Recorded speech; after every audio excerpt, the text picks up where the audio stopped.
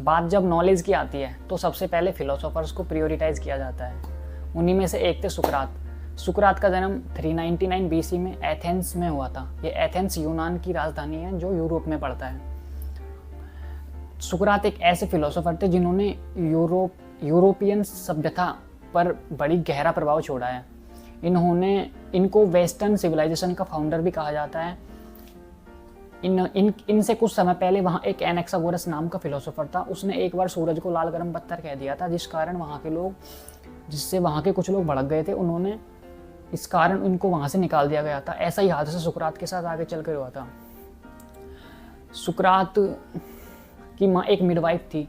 Midwife वो होती है जो एक प्रेग्नेंट महिला की प्रसव के समय सहायता करती है। तो एक क्वालिटी इन्होंने अपनी माँ से ली थी। तो इनका सुकरात का मानना था कि जन्म एक्चुअली लोगों को शिक्षा देना भी एक तरह से जन्म देना है। तो इन्होंने पढ़ाना स्टार्ट किया। इन्होंने अपने करियर में एक भी पंक्ति नहीं लिखी थी, फिर भी इनको उन दार्शनिकों में से एक माना जाता है जिन्होंने यूरोपीय सभ्यता को सबसे ज़्यादा प्रभावित किया। बाद में जाकर इनके विचारों को प्लेटो ने अपनी किताब में इनके नाम से लिखे।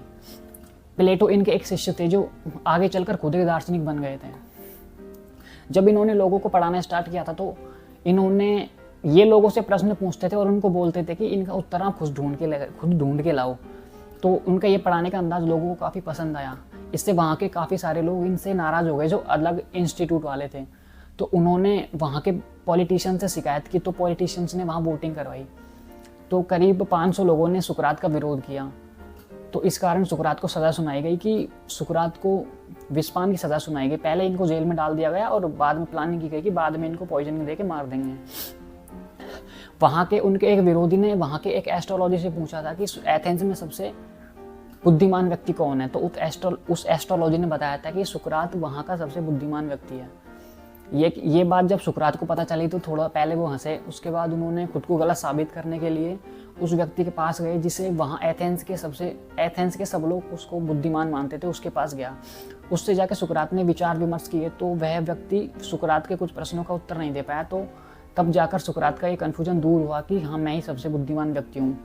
लेकिन फिर भी वह यह बोलता था कि मैं सिर्फ एक बात जानता हूँ कि मैं बहुत कम जानता हूँ। सुकरात को 399 बीसी में जेल में विस्पान देकर मार दिया गया। ऐसे ही स्वामी विवेकानंद एक बार कैला माता के मंदिर में गए थे। जब वहाँ गए थे तो वहाँ जो पुजारी था उसने इनसे पूछा कि कौन हो। तो स्वामी विवेकानंद ने रिप्लाई किया कि यही तो जानने आया हूँ कि कौन हूँ। ऐसी बातें फिलोसोफर्स की लोगों को काफ़ी पसंद आती है।